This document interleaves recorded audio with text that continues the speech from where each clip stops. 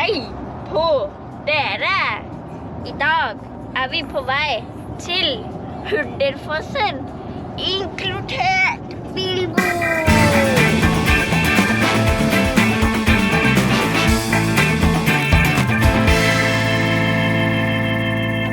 Vi fremme ved Hunderfossen akkurat nå. Og nå vi på vei til hytta / leiligheten, og den akkurat her. Det samme leilighet som når vi var her i fjor. Vi har vært her før faktisk. Og så det den andre gangen her. Så vi gleder oss veldig. Det den 8. august. Og nå. Hello. Hello. Get that camera out of my face. Vi skal på parken. Ekstra batterier jeg tar med.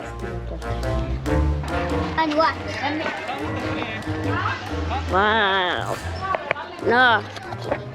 Nå vi i parken.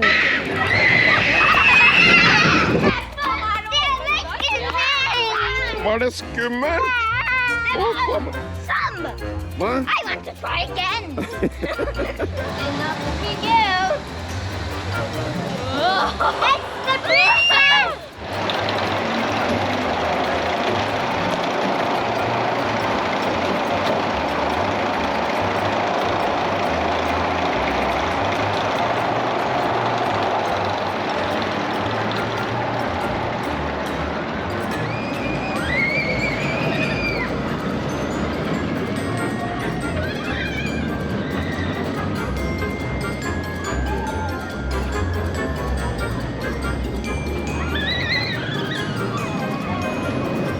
Etter lunsj skal vi nemlig bade her.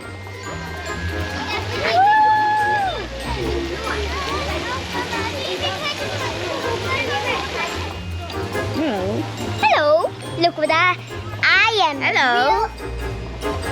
I'm a real driver of these. What are you filming? You. You should film Don't the film me. pool. I got strawberry.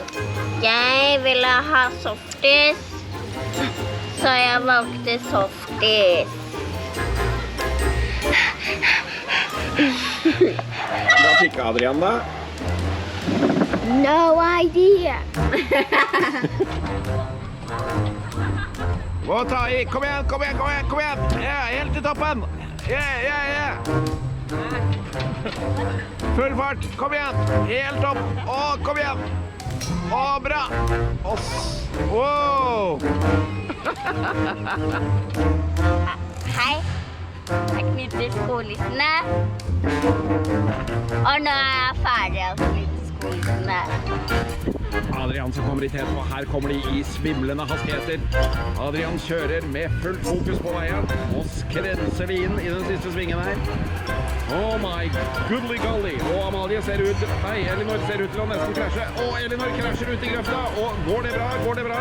Adrian kommer inn skrensende med en full fart, og blåser forbi i svingen. Mens Elinor har motortrøbbel, kommer hun til å komme seg ut av det.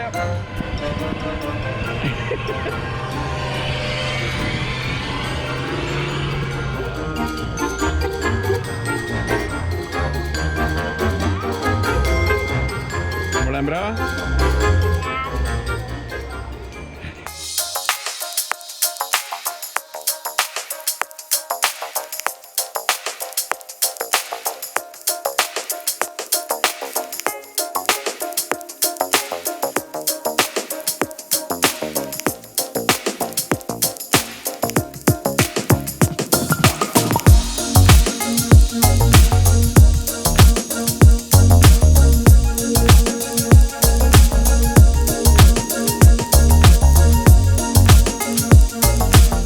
That's a nice set of mugs.